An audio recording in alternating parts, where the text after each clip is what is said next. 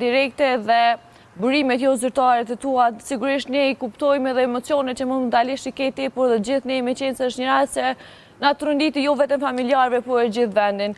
Falenderojmë shumë për këto informacionet dhe shihemi pas pak së bashku. Falenderit shumë Genta.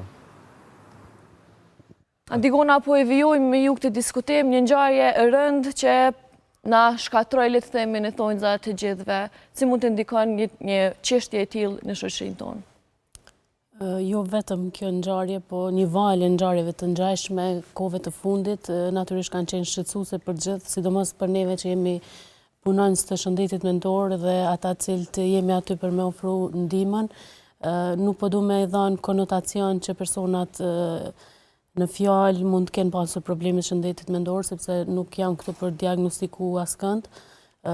Duhet jemi të kujdesshëm edhe në ato fjalimet, por duhet flasë për shoqërinë tonë, për fenomenin i cili po ndodh, për dhunën dhe vrasjet, vetvrasjet e kohëve të fundit, të cilat janë bo pak si të shpeshta dhe shqetësuese, të cilat natyrisht i kanë ato shkaqet e veta dhe arsyet pse e mundshme pse munden me ndodh.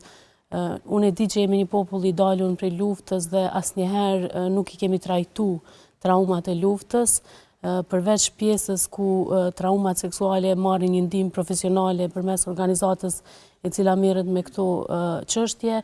Pjesa tjetër shoqërisë janë totalisht të lanur anash nga këto pasoja. Mos harrojmë, ndonjëherë mendohet që ato gjeneratat e reja që s'kanë qenë pjesë e luftës nuk i vujnë ato pasoja, por traumat bartën nga gjenerata në gjenerat. Nëse nuk është trajtuar një traumë, ajo shkaktohet tek personat e tjerë përmes fillimisht përmes vetdijes kolektive, kujtesës kolektive, pastaj përmes sjelljes, përmes emocioneve të cilat ne i shfaqim dhe imagjino nëse një prind ka qenë me PTSD, post-traumatic stress, domethënë sindromin stresin post-traumatik, ai do ta shfaq këtë përmes sjelljes dhe mënyrës se si ai ndjehet edhe tek fëmijët e tij, edhe tek edukata, edhe tek gjithçka.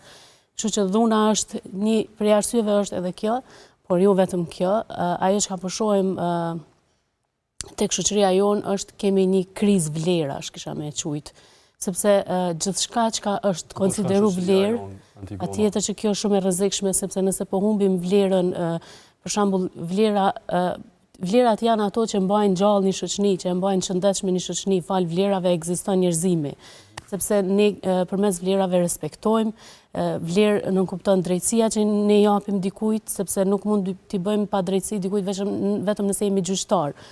Por shohim sot pa drejtësi gjithandej sociale, ikje njerëzve nga ky shtet për shkak se nuk gjejnë veten dhe kam përshtypjen një presion për kushte më të mira, për një jetë luksi, ka bo që njerëzit po ngajnë, po vrapojnë pas lumturisë, lumturinë e lidhin gjithmonë me gjanat materiale dhe kanë humbë kontaktin me paqen e tyre të brendshme.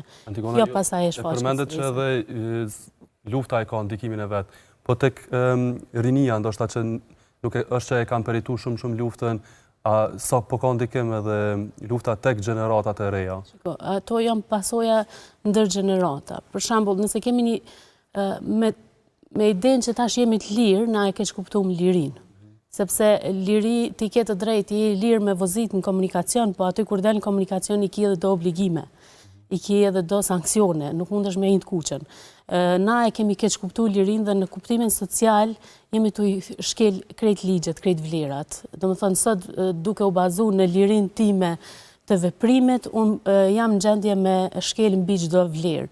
Unë jam e lirë të dalë në media dhe të flasë çfarë du dhe të thirr shpesh në emën të drejtësisë, në emën të feminizmit, cënohet tjetri pa e pas atë sensin që jemi duke shkaktuar një lëndim të tjetri. Mblidhen gratë në një emision për mi mbrojtë drejtat e grave dhe ofendojnë njëna tjetrën. Që nuk di ma çka është vlerë në këtë rast dhe çka s'është vlerë. Krejt këto janë imazhe për publikun. Mediat janë kontakti i parë që na sot e kemi.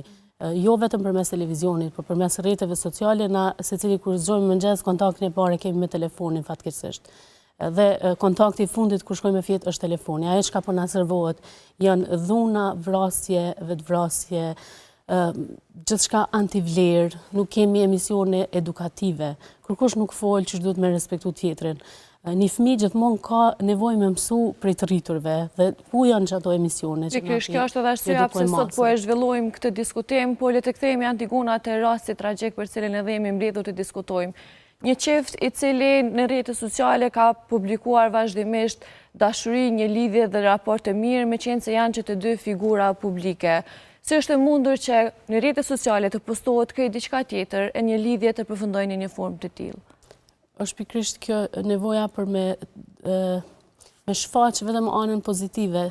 Rrjetet sociale, Instagrami, gjitha rrjetet sociale, shfaqin vetëm anën e mirë, suksesin, bukurinë, janë edhe ato filtrat të cilët ne i përdorim për me shfaq sa ma bukur, sa ma mirë dhe sa ma luksoze jetën tonë. Fotografojmë një çantë atje sa ma luksoze që ndoshta s'është e jona heq dhe postojmë në rrjetet sociale për me tregu.